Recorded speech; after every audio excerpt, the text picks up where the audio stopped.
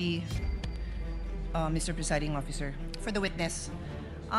Sir, nung May 13, you're recorded as saying, katunayan, nakiusap nga po ako kay John Consulta na puntahan kami dito sa Sequoia Hotel dahil meron po kaming planning mula po pa kaninang umaga. And you went on to say nandun ka with all the deputy directors, etc. Do you confirm? Well, nakausap ko po si John Consulta. No, just confirm, sir. Did you say Yes, that I na talked nandun to- kayo sa Sequoia? Hindi, yun lang. Yung statement na Haba yun. po kasi yung statement nyo. I just Pasensya need na. you to confirm, did you say that you were in Sequoia? Yes, I talked to Thank you. to So John you are Consulta. confirming? Okay. Yes po.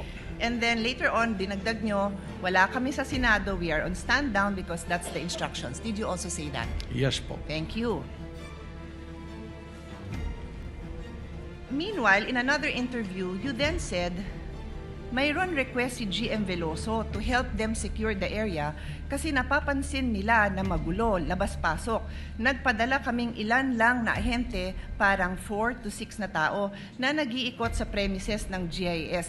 Hindi pumasok sa Senado. I am quoting Inquirer dated 13 May 2026. Did you say this? Yes, sa GSIS po. Okay, thank you.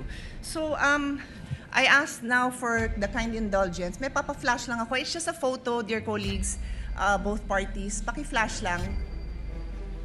So sabi nyo nasa GSIS. You confirm na nasa GSIS yung Tama mga po. ahente mo.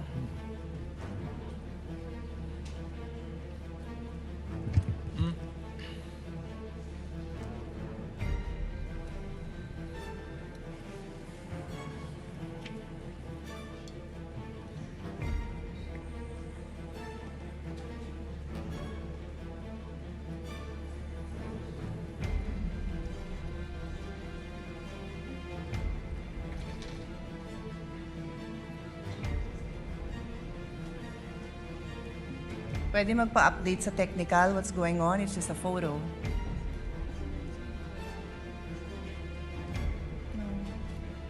Ito, I'm just showing the Senate website for the record. Senate website. Tapos po, nandito po sa right corner, can you read it, sir? It says contact information. Can you read it? Hindi ko po Okay, makakabasa. paabot ko sa page yung same thing. It is just the Senate website. Page, pakiabot. Thank you. Pakibasa lang po yung address ng Senado.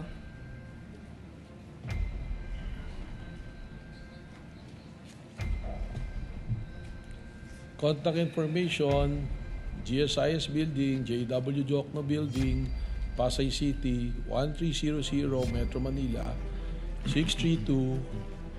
Okay na po yung phone number, no need. Opo. So pakiulit, ano hong building? GSIS Building. Opo, kasi nag-iisa lang naman ho ang address namin. Umuupa po kami dito sa GSIS. Iisang building lang ho po yun. And for the record, kung saan nakita yung tao mo, likod lang po yun ng office ni Senator Loren Legarda. Nasa video po yun. I will not bother everyone with that. Kung gusto nyo, Presiding Officer, I can, but for now, I won't.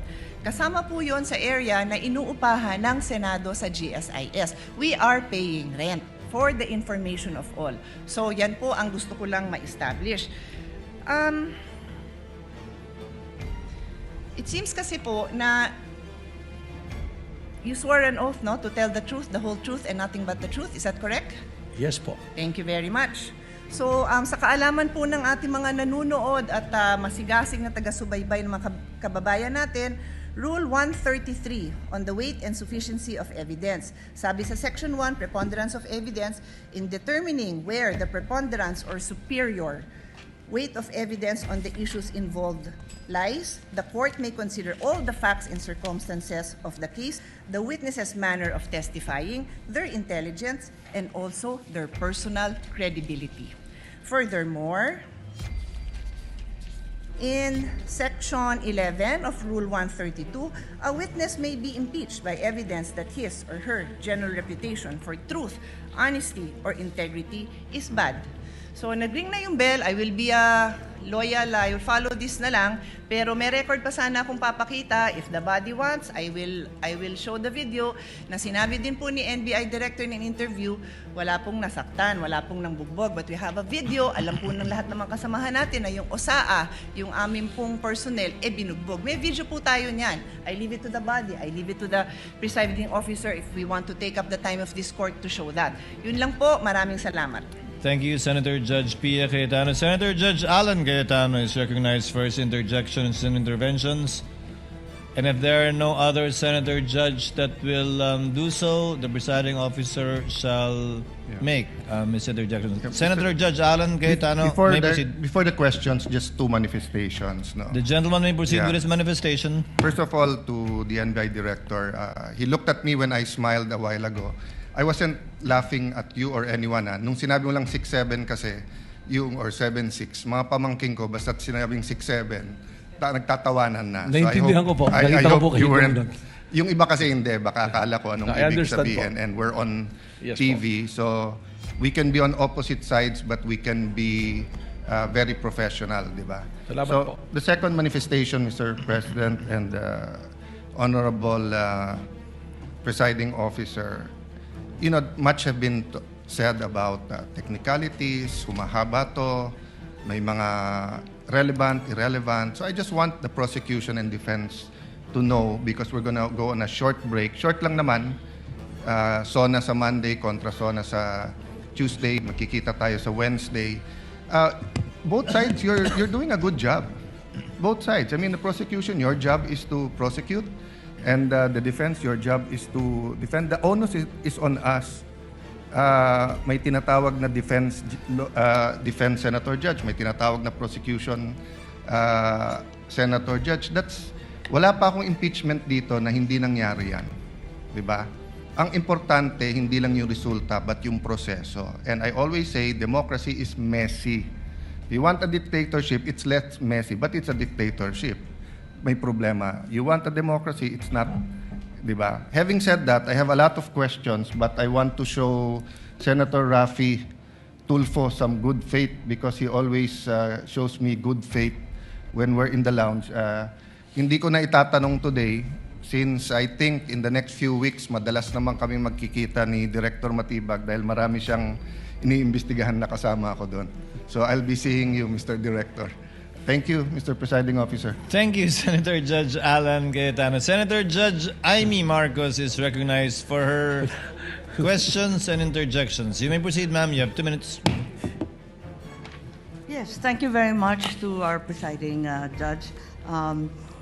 Kumusta Attorney Mel, Congresswoman Ann, at sa lahat na narito. Itatanong ko lang, kasi sinusundan ko rin yung kwento ninyo, na kahapon sabi ninyo na 100% certain na si VP Sara contracted someone over the alleged plan to kill the president as well as 2 others. Tapos, ito naman, corroborative naman ito, nung sinabi ninyo, nung 29 April yata sa House of Representatives, na sinabi rin ninyo, meron na kaming leads at mukhang talaga yun ang findings. Kaya may grave threat at inciting. Tama ba na sinabi po ninyo to? Tama po. Meron pong report po. At alam din natin na nag-file na yung NBI February 2025 na ng inciting to sedition case against BP noong February last year. Ngayon, nagtatanong lang ako, 14 months later, as late as 29 April, the NBI still has not identified yung supposed assassin. Does it mean na at that time na nagpila sila ng kaso ng inciting noong Pebrero na nakaraang taon, the NBI wasn't even sure if there was an actual assassin?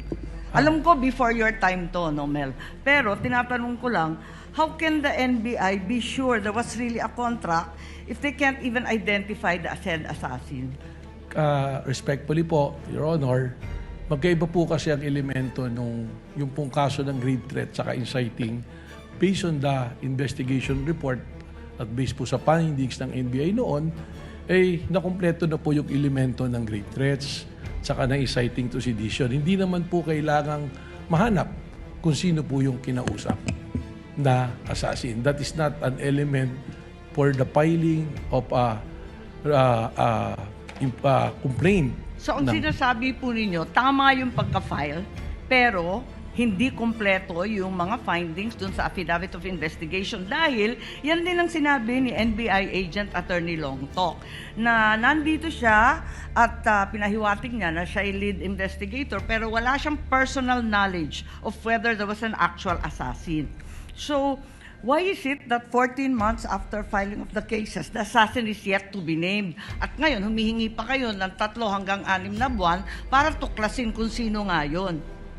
Ganito nga po, yung pong grave threat at inciting to sedition, nandun na po sa DOJ yan. That is the subject of a resolution na dapat gawin ng DOJ. Magkaiba po yan, ihiwalay po natin. Ito po ang ating investigation dito is an investigation because of the continuing active and serious threat to the President amounting to the effect that yung national security is only being compromised. Pero so hindi doon po po natin yan. tinitingnan. Hindi po yan ang sinabi ninyo eh. Kasi ang sinabi ninyo doon sa House of Representatives, sa Justice Committee, maliwanag sa amin nyo na meron kaming leads at mukhang ito na talaga ang findings. Kaya nga po nag-file ng kaso ng grave threat at inciting to sedition. Sabi ninyo, yan ang dahilan. That was your statement. Because if you stand by these words na may finding na talaga, at yun ang dahilan kaya nagpila noong February, as early as February, the date that the NBI filed, the NBI already had findings that VP Sara spoke with an assassin. How come kayo ngayon, sinasabi ninyo na wala naman nung panahon na yon? Ganon din ang sinabi ni Attorney Lotok. So, hindi ko maintindihan ngayon, talaga bang may assassin na na-identify nung Pebrero o wala? Wala pong na-identify noong February. Bakit ninyo sinabi Kasi- doon sa House of Representatives na yung dahilan na nagpila ng kaso kasi meron na kayong assassin?